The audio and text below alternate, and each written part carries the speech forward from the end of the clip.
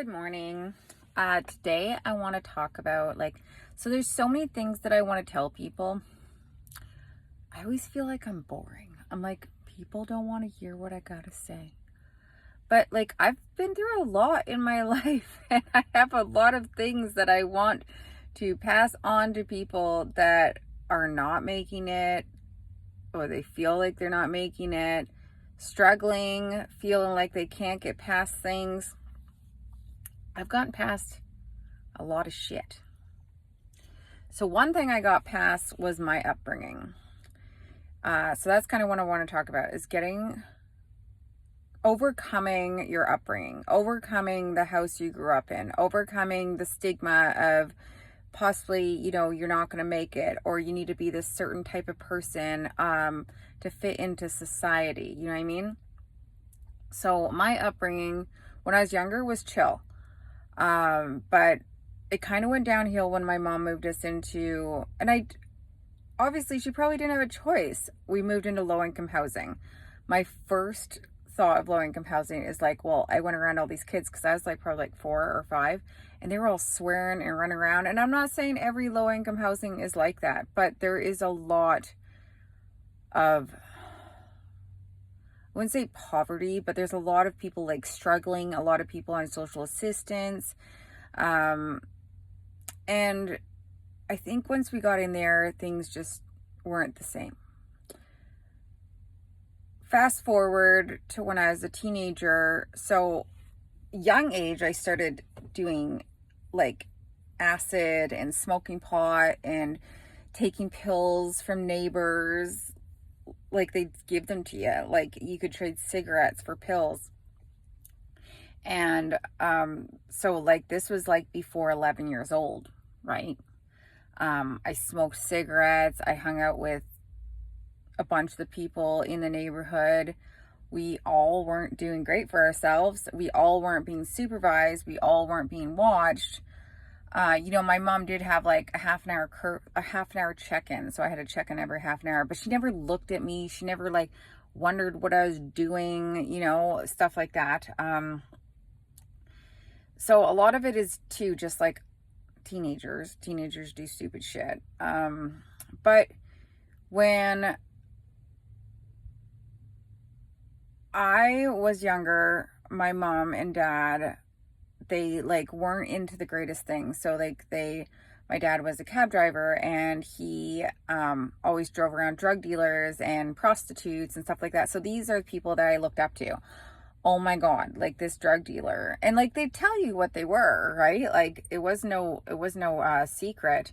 One of the most people I looked up to was some Jamaican, completely dark, black, handsome man. And he drove a Ferrari, and he'd always show up at the basketball court. And this was one of my dad's good friends.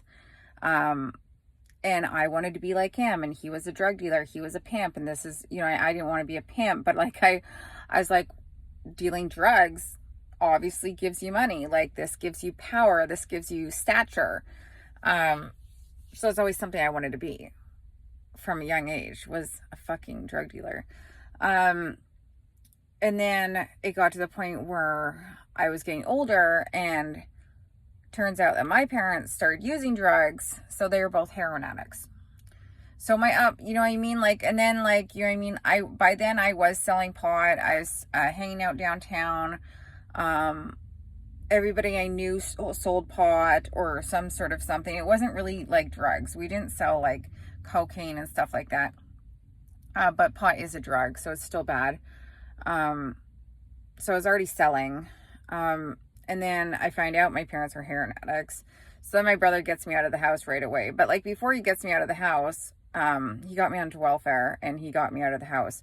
So I didn't have to be in surroundings. So already on welfare, and I'm fucking 17 years old, 16 years old. But before that, my parents were stealing everything from me. You know what I mean? You leave something at the house, and I'd have gold or something. Yes, at 16 years old, you shouldn't have gold, but it was given to me from a boyfriend that was also a drug dealer. So anyways, and things were stolen from me, things were taken from me. The safety of being at home wasn't a thing anymore. I felt a need to survive, you know. So my brother got me a welfare. I got my first place. They paid $500 for my first place a month. I made food money by selling pot, large amounts of it. By then I wasn't selling little amounts anymore. I was selling large amounts. So I kind of got out of that, you know, with an abusive boyfriend and all that kind of stuff, and left that behind at some point in time. And I was out on my own. I had my own job. I worked at Wendy's. I was still selling pot, but just on the side. And then I went to a wet t-shirt contest one night at one of the local strip clubs, and I became, you know, that was my new thing. I didn't want to be a drug dealer. I didn't want to work at Wendy's. I wanted to be an exotic dancer. This was amazing. These girls were making money. I made tons of money that night, and it was easy. And it was something I could control and do myself. So that's what I did. I became an exotic dancer. Still in my past, you know, growing up with like the pimps, the hookers, the drug dealers. This is what you wanted to be. I fell into it, you know what I mean? I drank a lot, and then by then I got the boyfriend that was, you know, with when I was younger. He got out of jail, and we started getting back together again, and he got me into selling cocaine. So now I'm not a prostitute. I was going to say a prostitute. Now I am a stripper, exotic dancer. I did work at Wendy's still, and I worked at McDonald's. I was very, like, always wanted to be like entrepreneur. I always wanted to make sure I had my own money. Nobody took care of me, but now I'm selling cocaine. It's horrible. Why am I doing it? So for myself, I didn't want to harm people. I didn't like seeing people harmed. I didn't like seeing people lose their family. I didn't like seeing all that kind of stuff. Eventually, I got out of dancing and selling drugs. You know, you have to have a want. You have to have a drive. You have to believe in yourself that you can be better. And this is what I always told myself is, no, this isn't me, and this is not how I'm going to end up. I never was ashamed of dancing because I loved it. I did. It was something that freed me. But the drug dealing, yes, I was ashamed of it. This wasn't something I was going to be for the rest of my life. So I got all out of all that. At one point in time, I went to school. I was going to school to be a hairdresser. That was after my firstborn. So my firstborn was like 4 at that time. And this is after I met my now husband. And we both came from backgrounds that were horrible. His mom was an alcoholic. My parents were drug addicts. They both, you know, everybody just didn't give really a shit of what happened to us. There was no strive to be better from either side. It was just like, we're going to have the same this for the rest of our lives. So then when my baby was small, though, my first baby, I was on welfare for a while because that's all I knew. I was like, well, I'm pregnant. I'm going on welfare, right? But I got out of that as well. So then I worked my ass off in all different jobs, and I got pregnant with my second daughter right out of hair school. Hair school, you know, I did it, but it wasn't for me. It wasn't something I could do. It wasn't something I felt comfortable with. I didn't go to the school was horrible. They didn't teach you properly. I had to sue them. It was a whole situation, you know, things that happen. Seems like they always happen to me. So I got out of that situation, started working as a housekeeper. My husband was working at the airport. He got a great job at the airport. Both of us don't have great education, you know. I think he finished grade like 10 and I finished grade 7. Yay. So had a second baby.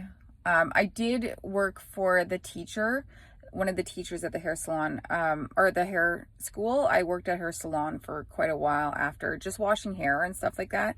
And sometimes I'd like help with colors, but it was just something I was really uncomfortable doing. But I was there for a while. I'm not going to go off about my mental breakdown because I did have one, but I will say that in another video. So got through all that, had the second baby, and then I decided when the second baby was like 2-3 years old, that I wanted to be a nurse. I wanted to help people. So I went to a healthcare assistant school. That was 10 months and a whole bunch of money from the government, and they helped me. So now I have student loans, yay.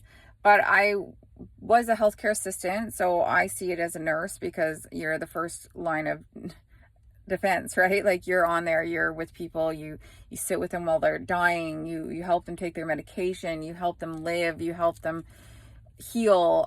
So I was a healthcare assistant for going on 10 years. It would have been 10 years that I was a healthcare assistant, making great money, like tons of money. I could work overtime. So I was getting paid like $23 an hour to start.